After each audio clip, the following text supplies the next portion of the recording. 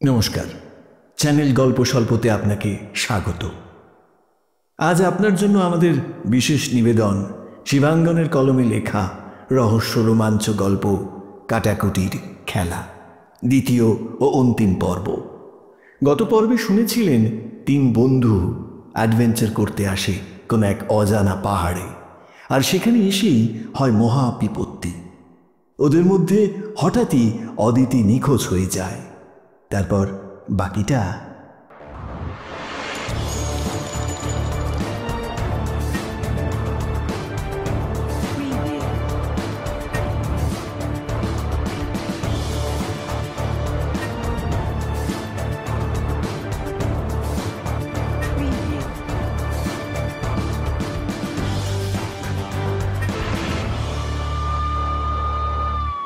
যেগুলো ওর জ্যাকেট বরাবর ওর পিঠ বেয়ে গড়িয়ে নেমেছে, আর সেটা দেখেই অরুণাব বলে ওঠে, এটা যেখান থেকে পেয়েছিস আমাদের এখনই সেখানে নিয়ে চল মৃন্ময়। মনে হচ্ছে অদিতির সঙ্গে ভয়ঙ্করতম কোনো কাণ্ড ঘটে গেছে। আমার খুব ভয় করছে অরুণাব, চল আর কোনো বিপদ না বাড়িয়ে আমরা এখান থেকে ফিরে যাই। আমরা পুরো ব্যাপারটা পুলিশকে জানাবো, তারপর অদিতি যাই হয়ে থাকুক না কেন পুলিশ সেটা খুঁজে বের করবে। আমি এখান থেকে সুরক্ষিত বেরিয়ে যেতে চাই। চিন্তা করিস না মঞ্জু, অদিতির যাই হয়ে যাক না কেন আমাদের তিনজনের আর কোনো ক্ষতি আমি হতে দেব না। কিন্তু এই মুহূর্তে অদিতির কাছে আমাদের পৌঁছাতে হবে যে করেই হোক। অরুণাবর কথার ইঙ্গিত বুঝতে ওদের কারোরই বেশি সময় লাগে না। ওরা একসঙ্গে ছুটে যায় আবার সেই জায়গাটার দিকে, আর সেখানে গিয়েই প্রথম চিৎকার করে ওঠে মঞ্জু।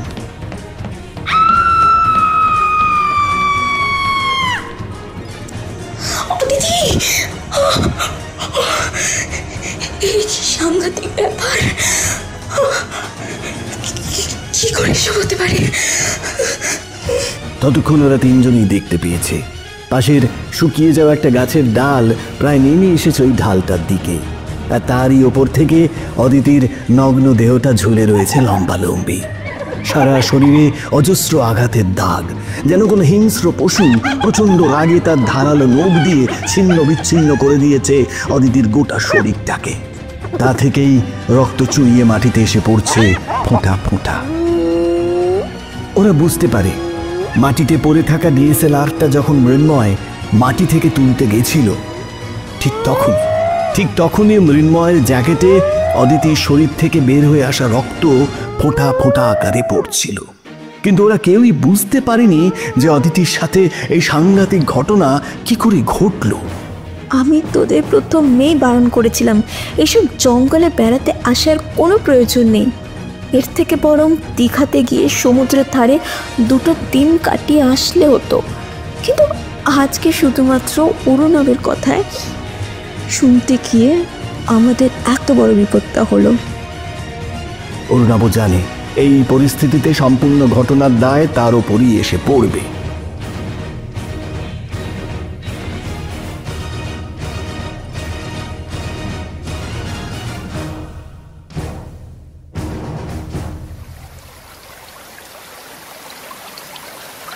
কথাটা ঠিক, মঞ্জু আর মৃন্ময় এই জঙ্গলে আসার পক্ষপাতী ছিল না। পুরো পরিকল্পনাটাই ছিল অরুণাভর। ওকে সম্পূর্ণ সমর্থন দিয়েছিল অদিতি। তাই এই পরিস্থিতিতেও নিজে কিছুতেই এই ঘটনার দায় এড়িয়ে যেতে পারবে না। কিন্তু তা সত্ত্বেও অদিতির সাথে এই ঘটনাটা কি করে ঘটল, আর সবথেকে বড় কথা হলো কে ছিল গতকাল রাত্রে ওর দেখা সেই পৈশাচিক মূর্তি, সেটা যতক্ষণ না জানতে পারা যাচ্ছে ততক্ষণ সকলে ওকেই সন্দেহ করবে। মৃন্ময় সরাসরি ওকে কিছু না বললেও সে যে মানসিকভাবে মঞ্জুকেই সমর্থন করছে সেটা বুঝতে অরুণাবর অসুবিধে হয় না। দেখ, এ কথাটা ঠিক যে অরুণাবর কথা শুনে এই জঙ্গলে অ্যাডভেঞ্চার করতে আসাটা একেবারেই উচিত হয়নি। কিন্তু এখন আর ভেবে লাভ কি বল?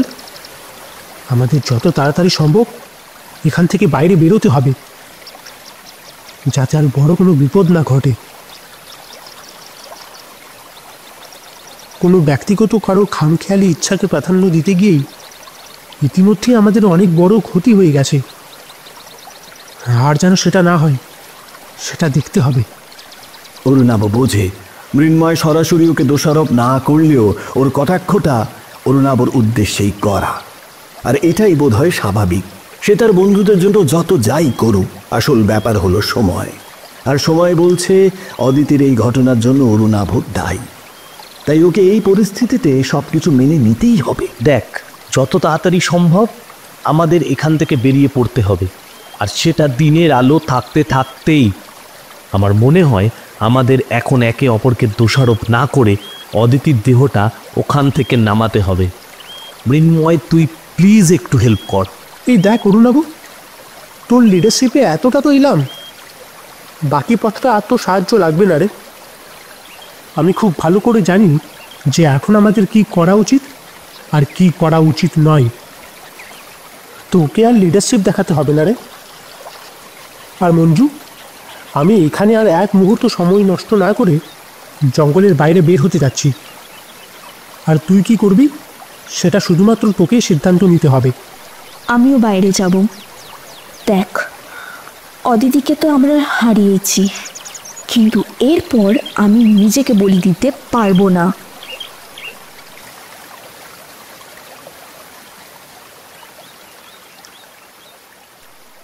ভুলে যাস না, অদিতি আমাদের খুব ভালো বন্ধু ছিল।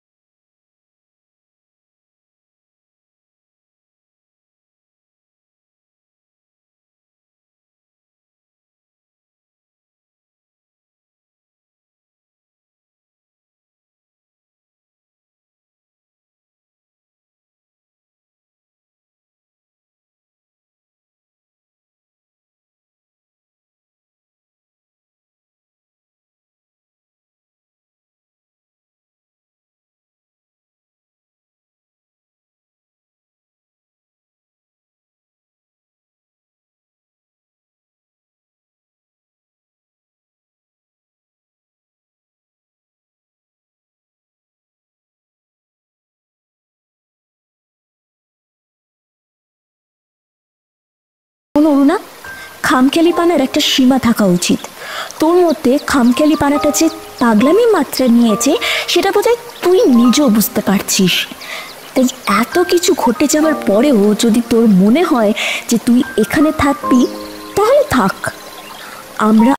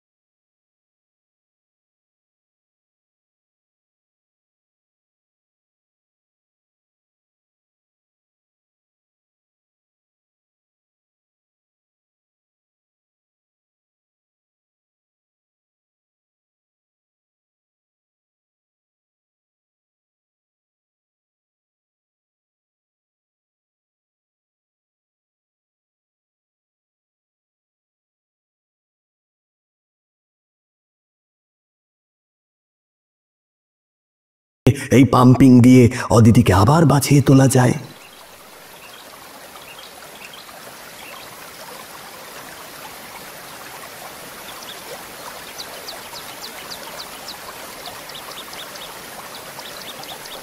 অদিতি, অদিতি, এই অদিতি, একবার চোখ মেলে তাকা না প্লিজ। অরুণাবর কথাটা শেষ হওয়ার সাথে সাথে ম্যাজিকের মতো কাজ হয়। অরুণাবর মনে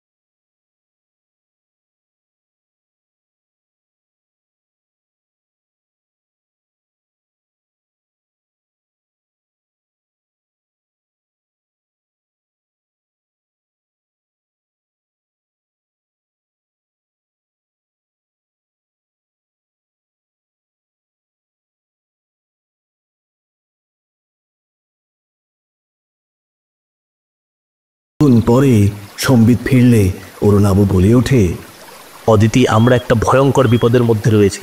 আমি গতকাল রাতে এক ভয়ঙ্কর অবয়ব দেখেছি। মৃন্ময় আর মঞ্জুকে আমি কিছু বলিনি, কিন্তু তোকে আমি কিচ্ছু লুকাবো না।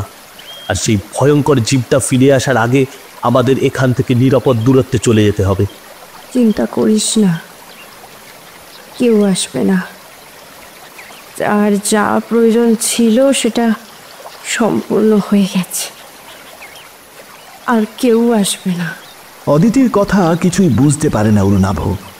ওর যেন মনে হয় অদিতির প্রতিটা কথার মধ্যেই একটা রহস্য লুকিয়ে আছে। যে ভয়ানক পরিস্থিতির মধ্যে দিয়ে ও একটু আগে গেছে, সেখানে ওর নিজেরই উচিত এখান থেকে যতটা তাড়াতাড়ি সম্ভব বাইরে বেরিয়ে যেতে চাওয়া। কিন্তু অদ্ভুতভাবে ওর যেন সেরকম কোনো তাগিদই নেই।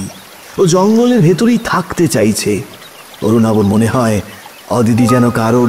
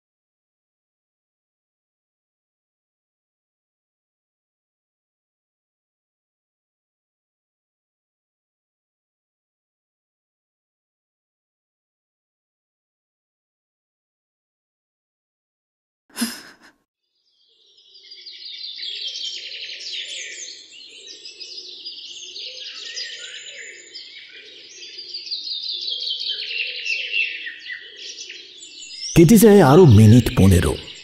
তারপর অরুণাভর কানের কাছে মুখটা নিয়ে এসে অদিতি ফিসফিস করে বলে, আমার সাথে ওই ঝর্ণাটার কাছে যাবি? অদিতির কথা শুনে অবাক চোখে ওর দিকে তাকিয়ে থাকে অরুণাভ। সত্যি ওকে বুঝতে পারা অসম্ভব। আর অদিতি অরুণাভর কানের কাছে মুখটা নিয়ে এসে আবার ফিসফিস করে বলে, আমি ওই ঝর্ণার জলে স্নান করলে তুই আমাকে লুকিয়ে লুকিয়ে দেখবি তো, ঠিক যেমনভাবে কলেজ এক্সকারশনে গিয়ে করতিস? অদিতির কথা শুনে অবাক হয়ে যায় অরুণাভ। বুঝতে পারে না অদিতি কি চাইছে। আর অরুণাভর একটা হাত ধরে টেনে নিজেই সেই সরু ঝর্ণার জলধারার নিচে গিয়ে দাঁড়ায়। জলের প্রতিটা বিন্দু ওর শরীর বেয়ে গড়িয়ে পড়তে থাকে নিচে পাথরের খাঁজে। আর অবসন্ন অদিতি চোখ বুজে দাঁড়িয়ে থাকে সেই জলের ধারার নিচে। আর ওর শরীরের প্রতিটা রোমকূপ যেন কেঁপে ওঠে ঠান্ডা জলের স্পর্শে। আর ঠিক তখনই তখনই একটা গাড়ির শব্দে হঠাৎ যেন জঙ্গলের নিস্তব্ধতা ছিন্ন ভিন্ন হয়ে যায়।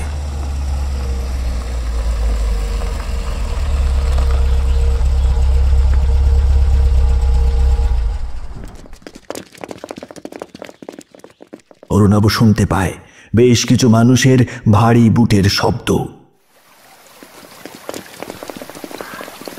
স্যার আসুন, এখানেই ছিল অদিতির দেহটা, তবে এখন সেটা নেই। নিশ্চয়ই ওই শয়তানটা সেটা সরিয়ে ফেলেছে। ঠিক আছে, আপনারা একটু শান্ত হয়ে দাঁড়ান, আমরা দেখছি। স্যার, অরুণাবর মতো শয়তান আমি আর দুটো দেখিনি। আরে আরে আমাদের সকলকে মেরে ফেলবার পরিকল্পনা করেই ও আমাদের এখানে নিয়ে এসেছে স্যার। অদিতিকে ও খুন করতে সমর্থ হয়েছে, আর আমাকে আর মঞ্জুকে ও খুন করতো স্যার। আমরা কোনো মতে ওখান থেকে পালিয়ে এসে নিজেদের প্রাণ বাঁচিয়েছি। ও একজন সাইকোলজিক্যাল পেশেন্ট স্যার। অরুণাভ মৃন্ময়ের কথা শুনে হতবাক হয়ে যায়। এসব কি বলছে মৃন্ময়? এসব যে মিথ্যে, সম্পূর্ণ মিথ্যে। আর সেটা সব থেকে বড় প্রমাণ তো অদিতি নিজেই। অদিতি যদি একবার গিয়ে ওদেরকে বলে যে অরুণাভ ওকে আক্রমণ করেনি, তাহলেই এই অভিযোগ ভিত্তিহীন বলে প্রমাণিত হবে। আর সেটা মনে হতেই ঝর্ণার সেই জলধারার দিকে তাকিয়ে দেখে অরুণাভ। কিন্তু অদিতি কোথায়?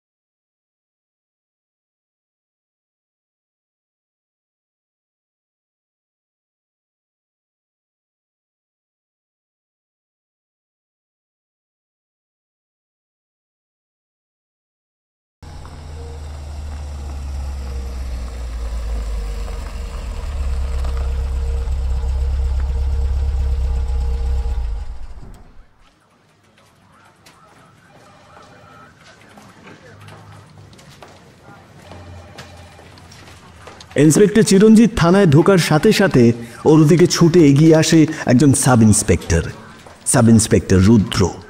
স্যার, আপনার জন্য একজন ভদ্রমহিলা অনেকক্ষণ ধরে অপেক্ষা করে আছেন।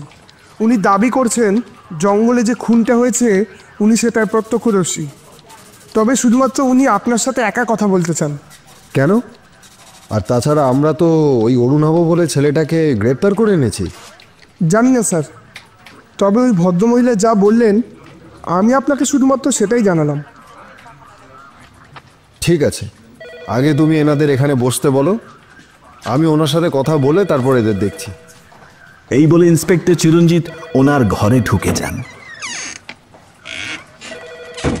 সাব ইন্সপেক্টর রুদ্র এগিয়ে গিয়ে মৃন্ময় আর মঞ্জুকে দুটো চেয়ার দিয়ে বসতে বলে, আর লক আপ রুমের পাশের একটা বেঞ্চে বসতে দেওয়া হয় অরুণাভকে।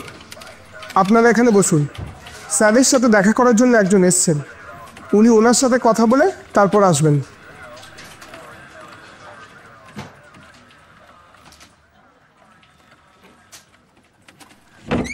এদিকে নিজের চেম্বারে ঢুকে ইন্সপেক্টর চিরঞ্জিত দেখেন একজন বেশ মাঝবয়সী কিন্তু অত্যন্ত আধুনিকা ভদ্রমহিলা ওর জন্য অপেক্ষা করে রয়েছেন। নমস্কার, আপনি আমার জন্য অপেক্ষা করে আছেন? আসলে একটা কেসের ব্যাপারে অপরাধীকে ধরার জন্য যেতে হয়েছিল। যাই হোক, কে আপনি? আপনার পরিচয়টা যদি বলেন। আমার নাম প্রিয়দর্শিনী বন্দ্যোপাধ্যায়। আমি পেশায় একজন লেখিকা আর সাথে সাথে ফ্রিল্যান্স ফটোগ্রাফার। আমার নাম আপনি হয়তো, আর এই আমার আইডেন্টিটি কার্ড। নিজের ব্যাগ থেকে একটা আইডেন্টিটি কার্ড বের করে ইন্সপেক্টর চিরঞ্জিত সোমের দিকে এগিয়ে ধরেন বিখ্যাত লেখিকা এবং চিত্রগ্রাহক প্রিয়দর্শিনী। আমি আপনাকে খুব ভালো করে চিনি ম্যাডাম, আমি আপনার লেখা অনেক বই পড়েওছি। আপনাকে আর আলাদা করে আপনার পরিচয় দিতে হবে না, কিন্তু আমার কাছে আপনি কেন এসেছেন সেটা তো ঠিক বুঝতে পারলাম না। দেখুন, আমি আজ সকালে এখানকার জঙ্গলে এসেছিলাম একটু ছুটি কাটানোর উদ্দেশ্যেই, আর আমার সবসময়ের সঙ্গী ডিএসএলআরটা তো আছেই। তাই যদি ইউনিক কিছু ফটোগ্রাফ পেয়ে যেতাম সেটা হতো আমার উপরই পাওনা। আর সেটা করতে গিয়ে একটা অদ্ভুত ব্যাপার আমার চোখে পড়ে যায়। আমার মনে হলো ব্যাপারটা একটা ক্রাইম, তাই আপনাকে আমি জানাতে এলাম। তবে প্রথমেই বলে দিই, আমি কিন্তু এটা কোনো সরকারি জবানবন্দি হিসাবে দিতে যেতে পারবো না। মানবিকতার স্বার্থে আপনাকে জানানো আমার কর্তব্য বলে মনে হয়েছে, তাই আমি আপনাকে জানাতে এসেছি। এবার আমার দেখা ঘটনাটার উপরে সত্যিটা খুঁজে বের করার দায়িত্ব আপনার। আচ্ছা ম্যাডাম, আমি বুঝতে পেরেছি। বলুন আপনি কি দেখেছেন। তবে তার আগে আমি আপনাকে একটা কথা বলি। হ্যাঁ, আপনি কি একটি ছেলেকে একটা মেয়েকে নির্মমভাবে খুন করতে দেখেছেন? হ্যাঁ, ব্যাপারটা ঠিক সেই রকমই। তবে সেখানে একটা ছেলে ছিল না, ছিল দুজন। সত্যি বলতে কি, তিনজন। আর ওই দুজন পুরুষ মানুষ ছাড়া আর একজন মহিলা ছিল। কি বলছেন ম্যাডাম? দেখুন, আমি যখন থেকে সাইটে পৌঁছই তখন আমার ক্যামেরায় দুটো তাঁবু ধরা পড়ে। আর তখন আমার মনে হয়েছিল আমি ছাড়াও জঙ্গলে আর অন্য কোনো মানুষ এসেছে রাত্রে থাকার জন্য। আর এইসব ভাবতে ভাবতেই আমার মাথায় একটা গল্পের ভালো প্লট এসে যায়। তাই আমি ক্যামেরার লেন্স দিয়ে ওদের সকলের গতিবিধি লক্ষ্য করতে থাকি। আর তখনই আমি দেখি সেই সাংঘাতিক ঘটনা আমার ক্যামেরায় ধরা পড়ে যায়। আপনি চাইলে আমি আপনাকে সেই ছবিগুলো দিতে পারি, তবে বুঝতেই তো পারছেন আমি এটা আপনাকে অফিসিয়ালি দিতে পারবো না। আমি সরাসরি এই ঘটনার মধ্যে জড়িত থাকতে চাই না। ঠিক আছে, কিন্তু ম্যাডাম আপনি যে ওদের অনুমতি ছাড়া ওদের ছবি তুলছিলেন সেটাও তো অনুচিত কাজ, তাই নয়? হ্যাঁ, মানছি এটা অনুচিত, কিন্তু ক্রাইম নয়। আর ওরা যেটা করেছে সেটা ক্রাইম, সেটা মার্ডার। আর আমার মনে হয় আপনার এখন সেই দিকটাই খেয়াল করাটা উচিত। ঠিক আছে, আপনি বলুন, আমি শুনছি। আর ওদের কাছ থেকে আমি এখনো পর্যন্ত যা জবানবন্দি পেয়েছি তার সঙ্গে মিলিয়ে নিচ্ছি। আমি খেয়াল করে দেখি ওদের একটা তাঁবুর ভিতরে দুজন ছেলে ছিল। অরুণাভ আর মৃন্ময়। হতে পারে, আমি কারোরই নাম জানি না। আর একটা তাঁবুতে ছিল দুটি মেয়ে। আর এদের একজন অনেক ভোরে উঠে আশেপাশে ঘুরতে গেলেও আরেকজন যায়নি, তাঁবুতেই ঘুমোচ্ছিল। ওরা অদিতি আর মঞ্জু। তাঁবুতে মঞ্জু ঘুমিয়েছিল আর অদিতি ভোরে উঠে বেড়াতে বেরিয়েছিল। দেখুন, আমি তো বললামই আমি কারোরই নাম তো জানি না। আমি শুধু যা দেখেছি সেটা বলছি। আমি দেখি ওই মেয়েটা যখন তাঁবু থেকে বের হয়ে যায় তখন একটা ছেলে এসে ওই মেয়েটার তাঁবুতে ঢোকে। মেয়েটার তাঁবুতে? মানে যেখানে মঞ্জু ঘুমিয়েছিল? কিন্তু কোন ছেলেটা? মানে চেহারার কোনো বর্ণনা? অরুণাভ না মৃন্ময়? না, ছেলেটা ওই দুটো ছেলের মধ্যে ছিল না, অন্য কেউ ছিল, তৃতীয়জন। তখনও ভালো করে দিনের আলো ফোটেনি। ছেলেটা খুব সাবধানে পা টিপে টিপে এসে ওই মেয়েটার তাঁবুতে ঢুকে যায়।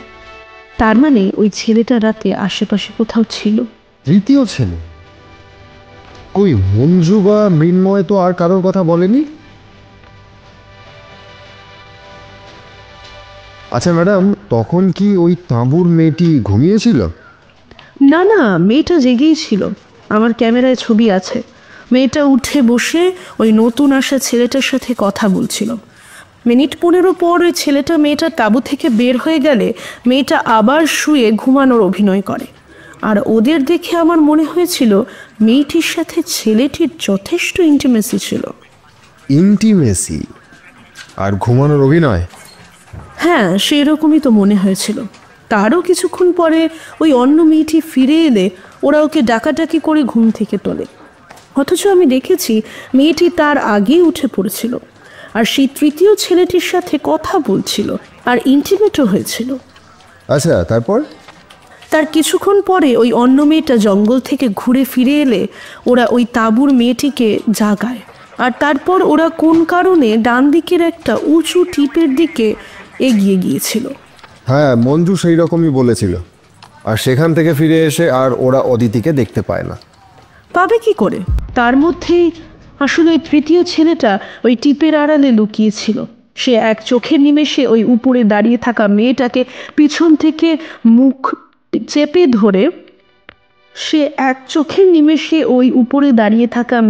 পিছন থেকে মুখ চেপে ধরে টেনে নিচে নামিয়ে নিয়ে আসে। জানেন ইন্সপেক্টর, ওই মেয়েটা তখন যন্ত্রণায় ছটফট করছিল। ওকে ওরা এতটাই শক্ত করে চেপে রেখেছিল, ওই ছেলেটা ওর হাত দুটো পিছনে করে ধরে মাটিতে চেপে রাখে।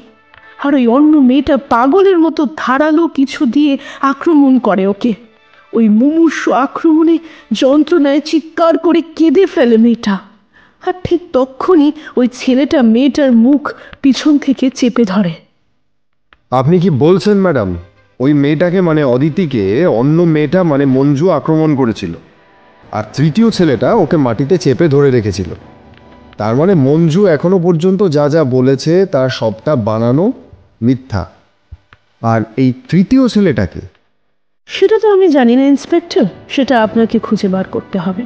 আর সব থেকে বড় কথা হলো, শুধুমাত্র তাই নয়, মেয়েটাকে কুপিয়ে খুন করার পর যখন ওই প্রথম মেয়েটা ওর বাকি দুই বন্ধুর কাছে ফিরে যায়, তখন ওই তৃতীয় ছেলেটাই মেয়েটার রক্তাক্ত দেহটা টানতে টানতে ওই গাছের উপরে তুলে দিয়েছিল।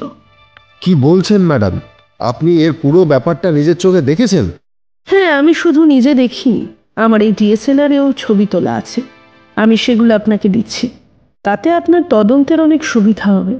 নিশ্চয়ই ম্যাডাম, আমি ওই মঞ্জু নামে মেয়েটাকে খুন এবং মিথ্যা কথা বলে পুলিশকে ভুল পথে চালনা করার অপরাধে সর্বোচ্চ শাস্তি দেব। আর সাথে ওকে যে ছেলেটা সাহায্য করেছিল তাকেও। আপনি কিছু ভাববেন না।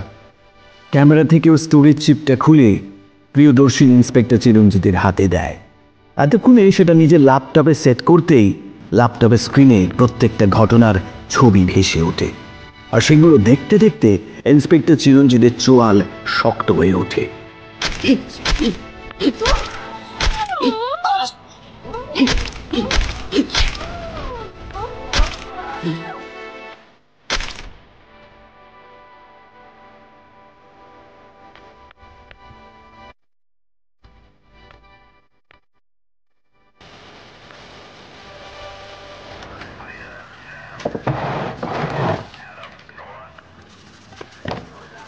ঠিক আছে ইন্সপেক্টর, এবার আমি আসি।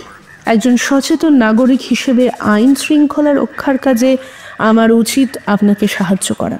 আমি সেটাই করলাম, বাকি দায়িত্ব আপনার। আমি এখন আসছি।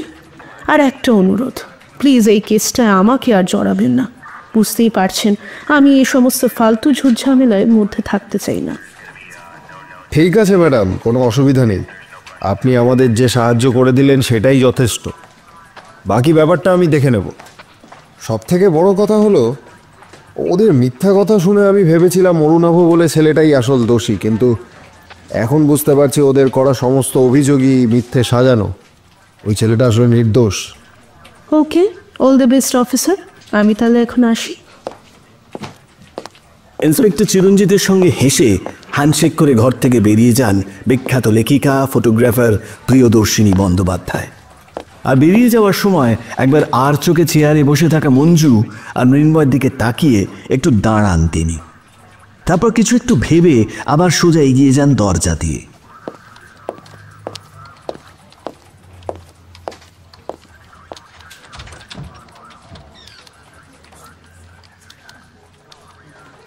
আর ঠিক তখনই অরুণাভ দেখে ওর ঠিক পাশের বেঞ্চে বসে রয়েছে অদিতি। খুব আলতো করে ওর হাতে স্পর্শ করে অদিতি। অদিতি, বল। তুই তখন কোথায় চলে গেলি অদিতি? ওরা তো আমাকে তোকে খুন করার জন্য ধরে নিয়ে এসেছে। জানিস, মঞ্জু আর মৃন্ময় পুলিশকে বলেছে তুই নাকি আর বেঁচে নেই, আমি নাকি তোকে খুন করেছি। তুই একবার পুলিশ অফিসারকে গিয়ে বলে দে না রে, তুই মরে যাসনি, আমি তোকে খুন করিনি। আমি পুলিশকে সব বলেছি, যা যা প্রমাণ দেওয়ার সেসব প্রমাণও দিয়ে দিয়েছি, তুই আর চিন্তা করিস না। কিন্তু এসব কি হয়ে গেল বলতো অদিতি? আমি যে এসবের কিছুই বুঝতে পারছি না। তুই এসব বুঝতে পারবি না অরুণাভ, কারণ তুই আমাদের সকলকে বিশ্বাস করেছিলিস আমাদের মতো করে। আমাদের ভিতরের অন্ধকারময় দিকটা তুই জানতিস না, আর এই একটা জায়গাতে আমাদের চিনতে তুই ধোঁকা খেয়ে গেছিস। মানে এ তুই কি বলছিস অদিতি? আমি মানুষ চিনতে ধোঁকা খেয়ে গেছি মানে? আমাদের সকলেরই মনের ভিতর আরও একটা সত্তা লুকিয়ে থাকে জানিস, যেটা বাইরের মতো স্বচ্ছ নয়, বেশ অনেকটা ধোঁয়াশা ভরা। আসলে আসলে আমি বেশ কিছুদিন ধরে সন্দেহ করছিলাম মঞ্জু আর প্রলয়ের মধ্যে একটা গোপন সম্পর্ক আছে। আমাকে না জানিয়ে দিনের পর দিন ওরা অন্য জায়গায় দেখা করত, আর আমি নিশ্চিত ওদের মধ্যে শারীরিক সম্পর্কটাও আছে। আর কয়েকদিন আগে আমি প্রলয়ের মোবাইল থেকে ব্যাপারটা সম্পর্কে নিশ্চিত হয়ে যাই। প্রলয় শুধুমাত্র আমার সাথে ভালোবাসায় অভিনয় করেছিল, আমার বাবার টাকা কড়ি আর সম্পত্তির লোভে। কিন্তু জানিস, ও না মন থেকে আমাকে কোনোদিন ভালোই বাসেনি। আমার কাছে ধরা পড়ে যাওয়ার পরেই একটা নতুন চক্রান্ত করে আমাকে পৃথিবী থেকে সরিয়ে দেওয়ার। আর আর সেই কারণেই তুই এখানে আসার পরিকল্পনা করছিস জানতে পারার পরেই ও ওর পরিকল্পনাটাকে চূড়ান্ত করে, আর সেটা করে মঞ্জুর সহায়তায়। আজ সকালে এখানে এসে প্রলয় আর মঞ্জু আমার ওপর চড়াও হয়। এসব তুই কি বলছিস অদিতি? প্রলয়ের সঙ্গে তোর সামনের মাসের রেজিস্ট্রি, আর ও তোকে খুন করার পরিকল্পনা করবে? তুই বর্তমান আর ভবিষ্যতের মধ্যে গুলিয়ে ফেলছিস অরুণাভ। আমার থেকে আমার বাবার সম্পত্তির যে ও কিছুই পাবে না জানতে পারার পর ও আমার সাথে রেজিস্ট্রি করতো না। আর ওর সঙ্গে কথা কাটাকাটির সময় আমি আমি তোর কথা বলে ফেলেছিলাম। ঠিক সেই কারণেই ও ওর পরিকল্পনা এমনভাবে সাজায় যাতে আমার সাথে সাথে তোর ওপরও প্রতিশোধটাও নেওয়া হয়ে যায়। আমাকে খুন করে সেই খুনের দায়ভার তোর উপর চাপিয়ে দিতে পারলেই ওর আমাদের দুজনের প্রতি প্রতিশোধ নেওয়াটা হয়ে যেত, আর ওকেও কেউ সন্দেহ করতো না। আর সেই কারণেই ও গতকাল রাত্রে এখানে এলেও আমাকে কিছু করেনি। তার কারণ ও খুব ভালো করেই জানতো ওকে সবটা করতে হবে তোর উপস্থিতিতে, যাতে মঞ্জু পুলিশকে নিশ্চিত করতে পারে যে তুই আমাকে খুন করেছিস। কিন্তু এই সব কিছুই যদি তুই জানতিসই, তাহলে তুই এখানে আসার পরিকল্পনা করার সময় আমাকে বললি না কেন? আমি তাহলে তখনই প্ল্যানটা ড্রপ করে দিতাম। আমি তখন বুঝতে পারিনি রে। আর সকালবেলা ওরা দুজন মিলে যখন আমার উপর ধারালো ছুরি দিয়ে আঘাত করছিল, তখন তখন ওদের মুখের পৈশাচিক হাসিটা আমি দেখেছি। আর ওদের কথা থেকে আমি তখন বুঝতে পারি আমার পিছনে ওরা কত বড়, কত ভয়ঙ্কর ষড়যন্ত্র করেছে। কিন্তু অদিতি, এই সব কিছু তো পুলিশের কাছে প্রমাণ করা সম্ভব নয়। তুই যদি একবার গিয়ে বলে দিস তুই এখনো মারা যাসনি, একমাত্র তবেই পুলিশ আমাকে মুক্তি দেবে, না হলে ওরা শুধু আমার মুখের কথা বিশ্বাস করবে না রে। একবার তোকে ছেড়ে চলে গিয়েছিলাম বলে তুই আর আমাকে বিশ্বাস করতে পারিস না, তাই না রে অরুণাভ? না, তোকে আমি বিশ্বাস করি অদিতি, আর আমার শেষ নিঃশ্বাস পর্যন্ত আমি সেটা করব। আজকের পর থেকে আমরা সব সময় একসাথে থাকবো, দেখিস আমি তোকে কোনো দিন আর হারাতে দেব না। অরুণাবর কথা শুনে হালকা হেসে ঘরের দরজার দিকে এগিয়ে যায় অদিতি। অরুণাব দেখে দরজা দিয়ে বয়ে আসা হালকা হাওয়ায় অদিতি ওড়নাটা উড়ছে, তবে অদিতি তাকিয়ে রয়েছে সদ্য সন্ধ্যা নামা দূরের জঙ্গলের দিকে। না রে, এই জন্মে আর সেটা সম্ভব হবে না রে অর্ণব। আমাকে এবার যেতে হবে। সাব ইন্সপেক্টর রুদ্র ওনার দলবল নিয়ে আমার দেহটা উদ্ধার করেছেন, আর আমার ডিএসএলআর ক্যামেরাটা ইন্সপেক্টর সোমের কাছে আছে। ওটা তুই তোর কাছে নিয়ে রাখিস, মনে রাখিস ওটা ছিল বলেই আমি আজ তোকে নির্দোষ প্রমাণ করতে পারলাম। অদিতির কথা শুনে চমকে ওঠে অরুণাভ। মানে তুই এসব, তোর ক্যামেরা ইন্সপেক্টরের কাছে কি করে গেল? আমি তাকে দিয়েছি, তবে উনি সেটা জানেন না। উনি জানেন লেখিকা প্রিয়দর্শিনী দিয়েছেন। কেসটা মিটে গেলে তুই ওটা তার কাছ থেকে নিয়ে নিস, কেমন? লেখিকা প্রিয়দর্শিনী বন্দ্যোপাধ্যায়, তিনি এখানে কি করে এলেন? তিনি কিভাবে এই কেসের সাথে যুক্ত? উনি তো লেখিকা, তার কাছে ক্যামেরা? না না না, কোনোভাবেই যুক্ত নন। ভদ্রমহিলা এখানে কোনো এক সাহিত্য অনুষ্ঠানে যোগ দিতে এসেছিলেন। ফেরার পথে তার গাড়ির দুর্ঘটনা হয় এই 8 ঘন্টা আগে। ইন্সপেক্টর সোমের কাছে পৌঁছানোর জন্য আমার একটা অন্য শরীর প্রয়োজন ছিল। প্রিয়দর্শিনী একজন লেখিকা, এটা সবাই জানে। তার ফটোগ্রাফির শখটা আমি আরোপ করেছি। ইন্সপেক্টর সোম কোনো সন্দেহ করেননি। অদিতি দেখে অরুণাবর মুখের দিকে অবাক বিস্ময়ে তাকিয়ে রয়েছে। অদিতি কি বলছে সেটা কিছুই ও বুঝতে পারছে না। অরুণাভ, অরুণাভ, তোকে শেষবারের জন্য একটা কথা বলতে চাই অরুণাভ। তোর থেকে যে ভালোবাসা আমি পেয়েছি, তার জন্য আমি কৃতজ্ঞ। আর আজ তুই আমার জীবনটা সম্পূর্ণ করে দিয়েছিস। আর আর আমার কিচ্ছু চাওয়ার নেই রে এই পৃথিবী থেকে। এবার আমি হাসি মুখে বিদায় নিতে পারবো।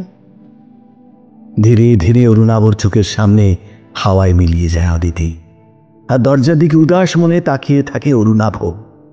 ও জানে কত আনন্দ নিয়ে ও এই জঙ্গলে একটা রাত অ্যাডভেঞ্চার করার পরিকল্পনা করেছিল, কিন্তু অরুণাভ বুঝতে পারেনি যে তার অজ্ঞাতে আরও একটা পরিকল্পনা চলছে।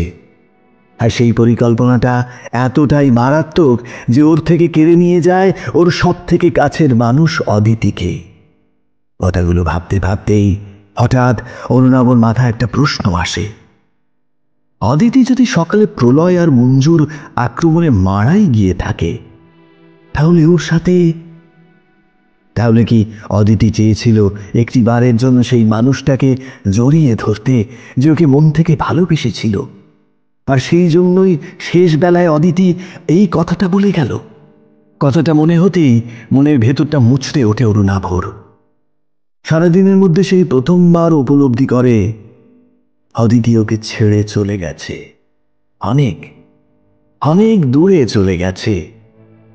এবার বাকি গোটা জীবনটা অরুণাভ একা, লক্ষ লক্ষ যোজন মেরু প্রান্তরের মধ্যে দাঁড়িয়ে থাকা একজন পরাজিত সৈনিক।